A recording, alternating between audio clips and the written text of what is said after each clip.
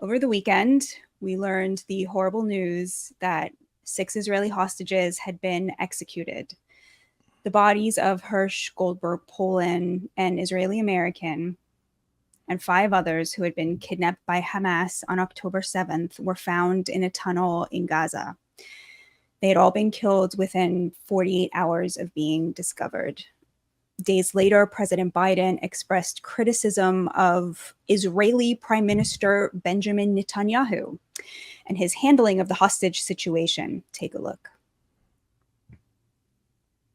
President, do you think it's time for Prime Minister Netanyahu to do more on this issue? Do you think he's doing enough? No.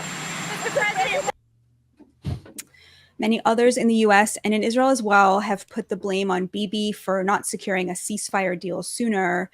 Now, Netanyahu recently refused a deal that would have forced Israel to relinquish the Philadelphia corridor, which separates Gaza from Egypt and through which much of Hamas's arms have flowed, including since October 7th. Here's how Netanyahu responded to that. Pressure internationally must be directed at these killers, at Hamas, not at Israel.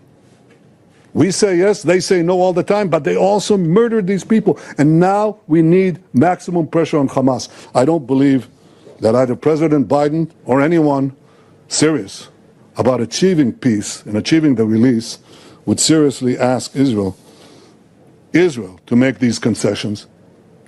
We've already made them. Hamas has to make the concession. And here's Donald Trump with a statement on the executions of the hostages. To Hirsch's family and everyone touched by these atrocities, we pray that God will grant you comfort, healing, and peace. And as for the evil savages responsible for these murders, may they never know peace or comfort ever again. Cannot know it. So, Eli, let's start with you. I've been struggling with what to say about this, what to think about this. And the thing that keeps coming up for me is it's supposed to mean something to be an American. And in the latest hostage video of Hirsch, he's saying in the hostage video in front of his Hamas executioners, I am a dual citizen of the United States and Israel. He said that to them possibly minutes before they shot him in the back of the head. Our enemies are not afraid of us. And it's intolerable to me. And I just don't know, how did that happen? And what are we supposed to do about it?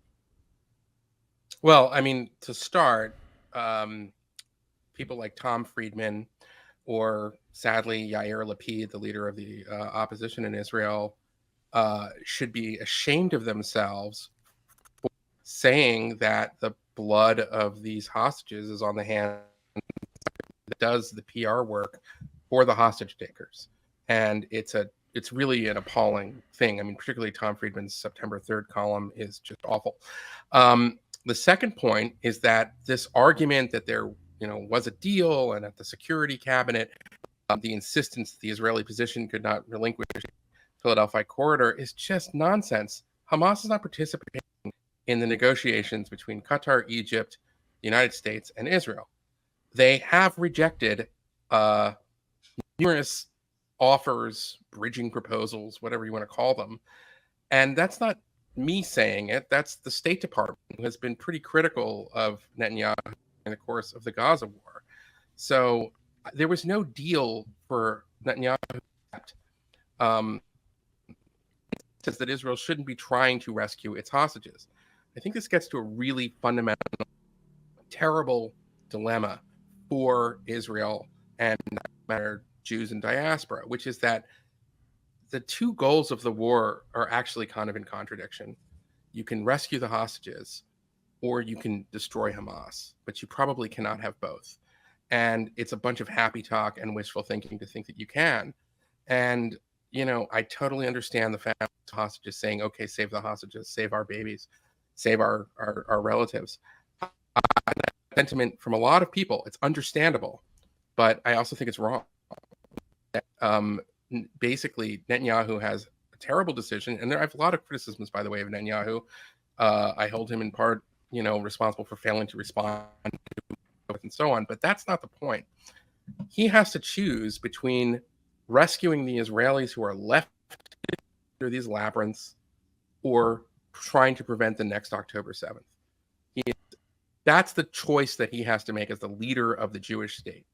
So the idea that you're going to say that because he understands that he wants to hold a territory that prevents Hamas from is condemning the hostages to death and that he is responsible is really awful.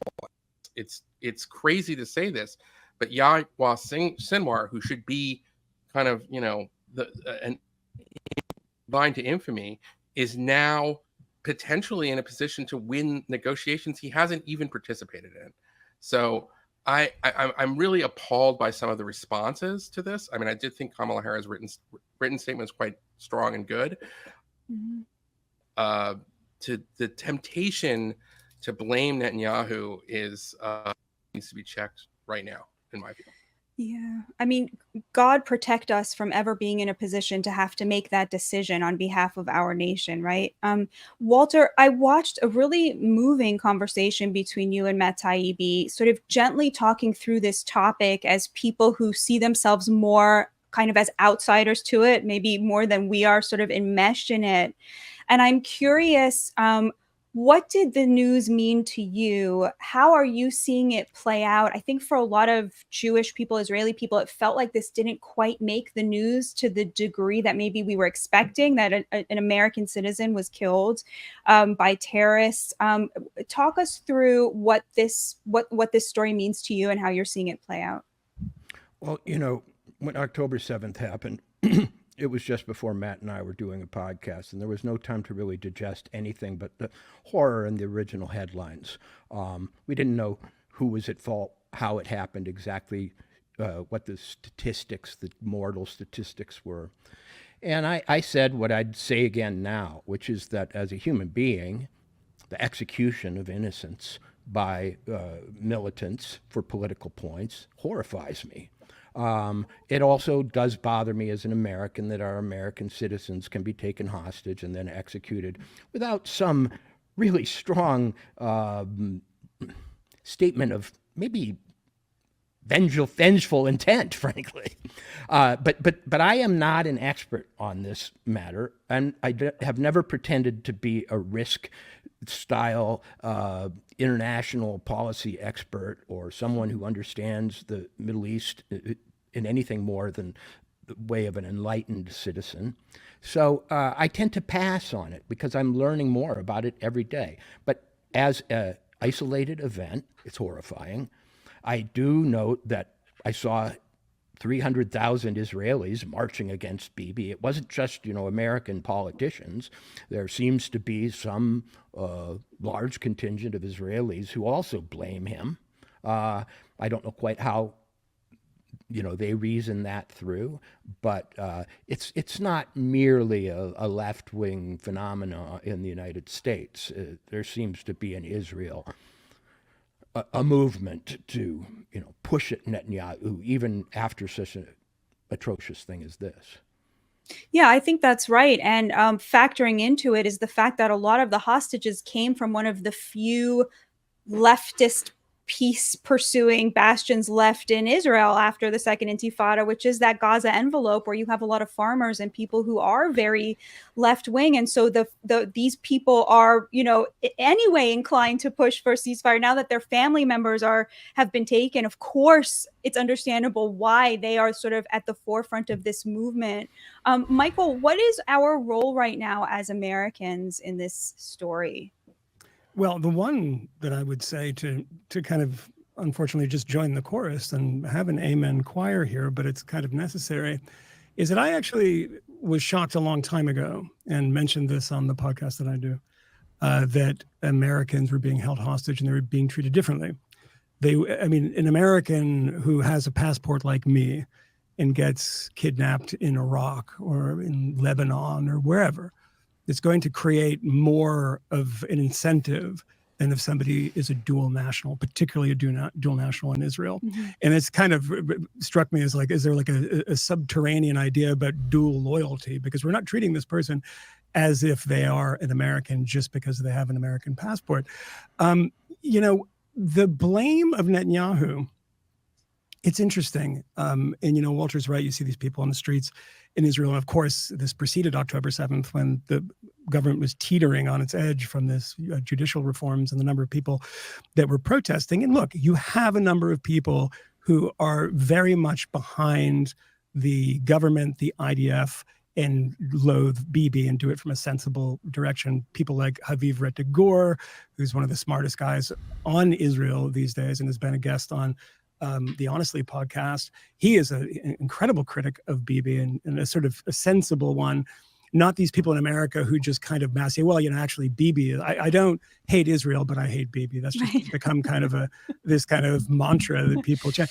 But I'll tell you what, the thing that bugs me about it is that we shouldn't fall for it again, because after October 7th, how long did it take for some of the real sleazebags to come out and say, well, you know, most of the people that day were actually killed by Israel. They were killed by the Israeli Air Force. And actually, no, I mean, so everything that you get at the end of the day, it's actually Israel's own fault. So it doesn't surprise me that, again, that this is happening when it comes to hostage negotiations, and they're hostages and not prisoners of war, and they're being shot at point blank range in a tunnel. It's absolutely hideous to think about this. But Eli's point, I think, is the most important one, is that this is a negotiation with nobody. And if we pretend to think for even a second that this is the first negotiation, is that how many negotiations, ask Tony Blinken about this, who's spoken very publicly about it, and Netanyahu quoted him the other day when he was defending himself, the number of times that Hamas has supposedly come to the table and walked away. And the reason they walk away is because it's their only leverage. They cannot beat the IDF militarily, so they hang on to civilians, old men, old women, young kids that stolen from a music festival. And that is the way that they negotiate. And unless they get what they want, it's not about the Philadelphia corridor. Come on. It's about a lot more than that. If that was, say, like, okay, we'll grant you that. And this is, Yoav Gallant, the defense minister, was arguing, apparently, this is reporting with Bibi about this. If they had walked away from that and said, okay, well, Gallant's right, let's do that. Do we think that we would have all the 100 or so hostages back? I don't. There's a lot of wishful thinking here.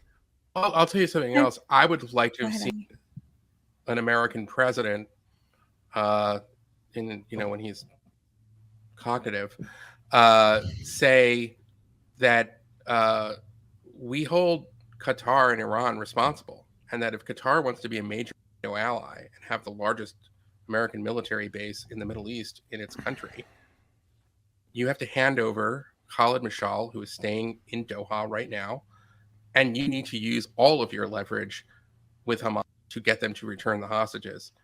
And that we have to stop playing whack-a-mole with this, and we have to start going to the source. And I have to say, I think that's the only kind of strategy at this point that's going to matter, is that Iran needs to feel more pain. I mean, the assassination of Hania a month or so ago in Tehran, which was an extraordinary kind of special operation, but there needs to be, Iran needs to feel the pain for what their proxies are doing. And it's not just that Joe Biden did not make such a statement. It's not just that Joe Biden has, been extremely weak on this front. It's that he was the one who conferred major non-NATO ally status on Qatar in the first place in 2021. Yeah. Why did he do that? What did we get as a country in exchange for that? It's not clear to me.